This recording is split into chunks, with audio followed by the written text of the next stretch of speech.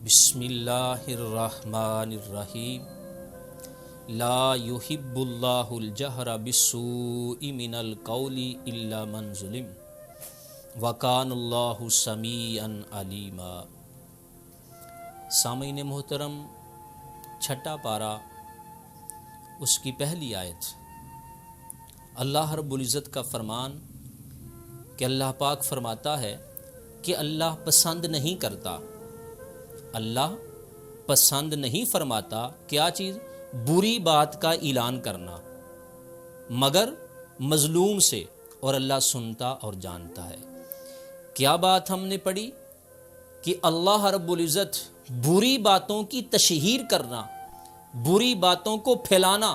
پسند نہیں فرماتا، ہاں مگر جو مظلوم ہو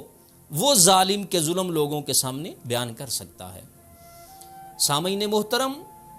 اس بات کو ہم مختلف زاویوں کے ساتھ دیکھیں تو ہمارے سامنے کئی چیزیں سامنے آتی ہیں کہ اللہ پاک بری بات کی تشہیر پسند نہیں فرماتا۔ مطلب اس بری بات سے مراد یہ بھی ہے کہ اللہ پاک گالی گلوچ کو پسند نہیں فرماتا، اللہ پاک غیبت چغلی کو پسند نہیں فرماتا، اور اللہ پاک بیہودہ گندی اور لچر قسم کی فضول گفتگو کو پسند نہیں فرماتا۔ ایسی باتوں کو اللہ پاک پسند نہیں فرماتا۔ سامعین محترم، یہاں ایک بات تو یہ یاد رکھیں کہ اس آیت کی تفسیر و تشریح کے اندر اکثر مفسرین نے یہ قول نقل فرمایا کہ نبی کائنات صلی اللہ تعالی علیہ وآلہ وسلم کی موجودگی میں خلیفہ اول امیر المومنین جناب سیدنا ابو بکر صدیق رضی اللہ تعالی عنہ کی کسی آدمی کے ساتھ، کسی اور کے ساتھ کسی بات کے اوپر اونچ نیچ ہو گئی، کوئی لڑائی جھگڑے والی کیفیت بن گئی، پیارے آقا علیہ السلام موجود ہیں، جناب ابوبکر صدیق رضی اللہ تعالیٰ عنہ کی کسی شخص کے ساتھ معاملات صحیح نہ رہے بلکہ خراب ہو گئے، تو وہ شخص دوسرا جو تھا وہ جناب ابوبکر صدیق رضی اللہ تعالیٰ عنہ کو برا بھلا بولنے لگا، نازیبا گفتگو اور نازیبا کلمات اس نے بولے، اور جناب ابوبکر صدیق رضی اللہ تعالیٰ عنہ خاموش رہے۔ آپ نے کوئی جواب نہ دیا، وہ شخص بار بار وار کرتا رہا، بار بار بولتا رہا، جناب خاموش رہے۔ پھر آخر آپ نے بھی آگے سے کوئی جواب دیا۔ جب آپ نے جواب دیا تو نبی کائنات آقا دو جہاں صلی اللہ تعالی علیہ وآلہ وسلم وہاں سے اٹھ کے تشریف لے گئے، آپ وہاں سے چلے گئے۔ تو جناب ابوبکر صدیق رضی اللہ تعالیٰ عنہ کے دل کے اندر یہ بات ناگوار گزری، آپ کو اچھا نہ لگا کہ ایک بندہ مسلسل میرے اوپر وار کر رہا تھا اور میں نے آگے سے جواب دیا تو پیارے آقا علیہ السلام چلے گئے، حضور نے میرا ساتھ نہیں دیا۔ یہ ذہن کے اندر یہ بات صرف سمجھانے کی خاطر کہ آپ کے دل کے اندر یہ باتیں آئیں۔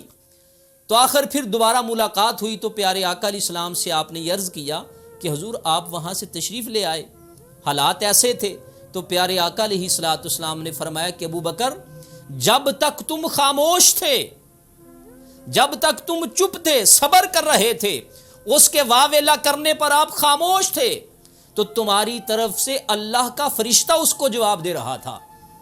جب تو نے آگے سے بولنا شروع کیا تو پھر بیچ میں شیطان آ گیا، اور جہاں شیطان آ جاتا ہے وہاں سے اللہ کے نبی تشریف لے جاتے ہیں۔ تو سامعین محترم، یہاں بھی اس بات کی طرف اشارہ ہے کہ اللہ پاک بری باتوں کی تشہیر کو پسند نہیں فرماتا۔ تو سامعین محترم، آج کے دور کے اندر یہ میرے اور آپ کے لیے بہت بڑی ضروری بات ہے کہ آج اس زمانے کے اندر سیل فون کا زمانہ ہے،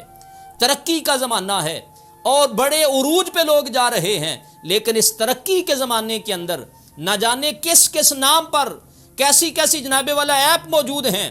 فیس بک، واٹس ایپ، یوٹیوب، ایمو، نہ جانے کیسے کیسے معاملات ہیں، اور ان کے اوپر کیسی کیسی باتوں کی تشہیر کی جاتی ہے، کیسی کیسی باتیں پھیلائی جاتی ہیں، کیسے کیسے جناب والا آڈیو اور ویڈیو کلپ جو ہیں وہ شیئر کیے جاتے ہیں جو سراسر گناہ پر مبنی ہے، سراسر جناب والا وہ غلطی پہ مبنی ہے۔ تو قرآن کریم کی اس آیت کو دیکھا جائے تو فرمایا لا یحب اللہ الجہر بالسوء، اللہ پاک بری بات کی تشہیر پسند نہیں فرماتا۔ ہاں اگر کوئی مظلوم ہو، اس پہ ظالم نے بڑا ظلم کیا ہو، تو فرمایا جو مظلوم ہے وہ اپنی کہانی پھر سنائے، وہ لوگوں کو بتائے کہ فلاں بدبخت ہے، فلاں سودی کاروبار ہے، فلاں شرابی ہے، فلاں ایسا ہے، وہ لوگوں کے سامنے رکھے تاکہ اس سے معاشرہ، محلہ اور قبیلہ جو ہے پاک اور صاف ہو جائے۔ تو سامعین محترم، ہمیں اس بات پہ توجہ دینی ہے کہ ہم ایسی گفتگو کریں جو صاف ستھری ہو۔ ہمارے ہاں آج تو ایک یہ بھی رواج بن گیا، اسی بات کے انداز کو سامنے رکھتے ہوئے کہ ہم کسی کو سلام کرنے کی بجائے یا سلام کا جواب دینے کی بجائے پہلے گالیاں بکتے ہیں، پہلے گدے اور لچر قسم کے جملے کستے ہیں، پھر اس کو سلام کرتے ہیں۔ تو اس آیت کی روشنی کے اندر کہ اللہ پاک بری باتوں کو پسند نہیں کرتا، تو اللہ پاک مجھے اور آپ کو اچھی گفتگو کرنے کی توفیق عطا فرمائے۔ اگر اچھی گفتگو نہیں کر سکتے تو پھر اس سے خاموشی بہتر ہے۔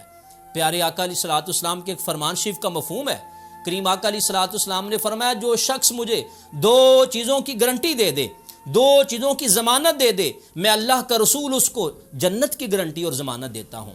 پیارے آقا علیہ السلام نے فرمایا جو شخص مجھے اپنی زبان کی حفاظت کی گارنٹی دے دے اور اپنی شرمگاہ کی حفاظت کی گارنٹی دے دے، میں اس کو جنت کی گارنٹی دیتا ہوں۔ تو سامعین محترم، یہ بھی اچھی بات کی طرف یہ اشارہ ہے کہ اپنی زبان کو، اپنے جسم کو انہی کاموں پہ خرچ کیا جائے جن کاموں کے لیے اللہ اس کے رسول نے ہمیں بنایا ہے، اور جن کاموں کے لیے اللہ اس کے رسول کی تعلیمات ہمارے سامنے ہیں تو یہ بھی اسی انداز میں کہ لا یحب اللہ الجہر بالسوء من القول، کہ اللہ پاک بری باتوں کی تشہیر کو پسند نہیں فرماتا۔ اللہ پاک مجھے اور آپ کو عمل کی توفیق عطا فرمائے۔